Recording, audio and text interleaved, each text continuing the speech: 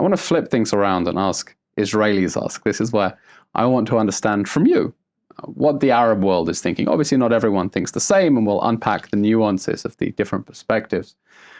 And we have to start, how can we not, with October 7th.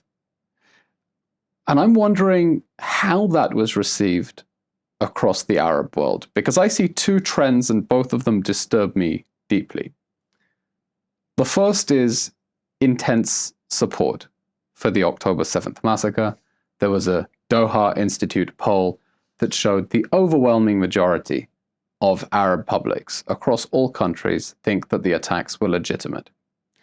But at the same time, there is a deep denial about what those attacks were. Because when you ask people in Arab countries, did Hamas attack civilians? Were there instances of sexual violence? They deny it. And so it seems they're supporting something about which they are in denial. And I'm wondering how you square that circle. First of all, you cannot expect the Arab world to sympathize with the Israelis.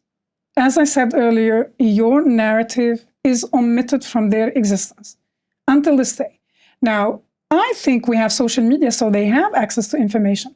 Do they want to listen to you? No. Why is that? Because since Israel came to existence, the Arab world, the Arab leaders decided to never acknowledge your existence. And they implemented anti-normalization laws and policies forbidding people-to-people contact with the Israelis. This is a legal aspect that can have serious consequences. Like in Iraq, you can be executed if you are accused of collaborating with Zionists. Who is a Zionist? Is it an Israeli? Is it an American who supports Israel? It's you now.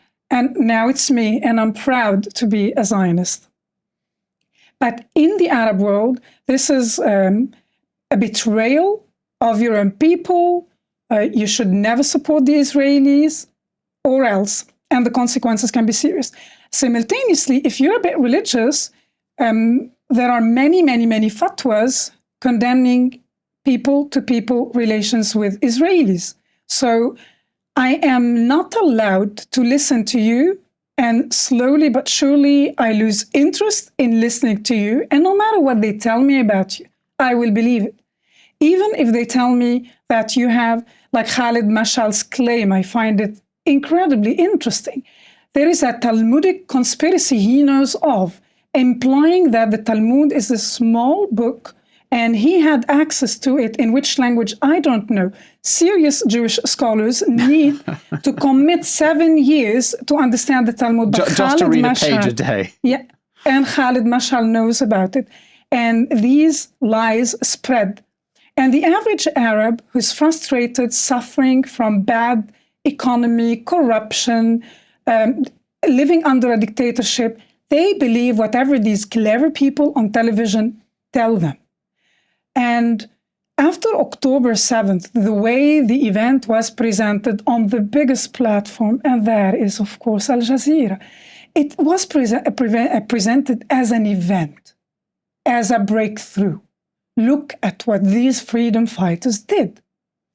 And this platform was made accessible to Haniyeh and Abu Ubaidah, the spokesperson of the Al-Qassam Brigade, and people were listening to what these personalities were telling them.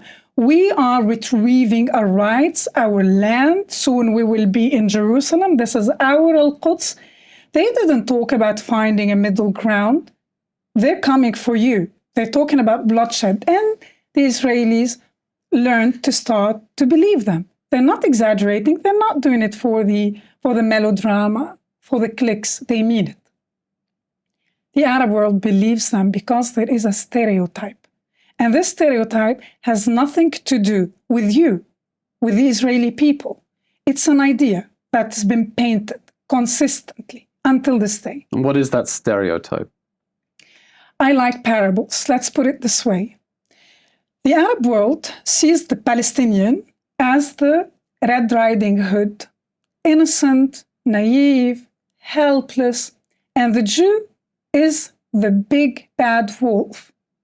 And in this story, Red Riding Hood, we all know it, the the story of the wolf is never included. Nobody asked the wolf, what was the wolf doing there? The wolf is bad. It's ugly, it is powerful, and it should be killed. And the rest of the world, the Arab world, and those who support the Palestinian cause are all playing hunters, and they have to kill the wolf. Regardless, nobody asked. Now, I was blessed.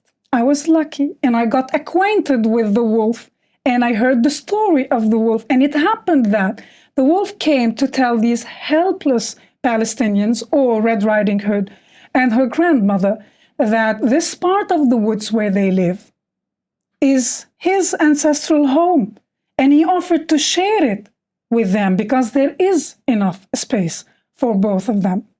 Now, the way people perceive the Jew as the big, ugly, bad wolf can be changed because in the Jungle Book, Mowgli was looked after, raised by a pack of wolves. We sympathize with them, we admire them. It's a matter of representation. Now, it is time for the wolf, for the Zionists, for the Israelis to take back their story and to represent themselves. And you do that through social media. You break that stereotype.